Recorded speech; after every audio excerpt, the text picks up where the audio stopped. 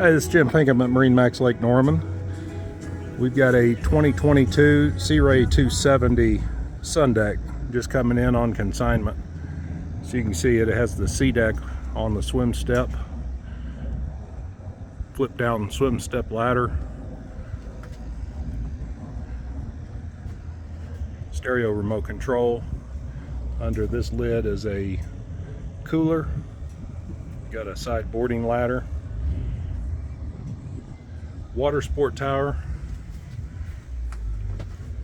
This has the in-dash Simrad navigation system, chart plotter. And here we have a full head, porcelain tank. Has a full mooring cover. This boat's been kept in dry storage since new. Very low hours. We'll get the hours here in a little bit. I believe it's like 22 hours is all that's on this unit. It's powered with a 6.2 liter upgraded 350 horsepower engine by Mercruiser. Come by and see me, Jim Pinkham at MarineMax Lake Norman, 704-997-2168. This boat is located off-site, so you will have to schedule an appointment to view it.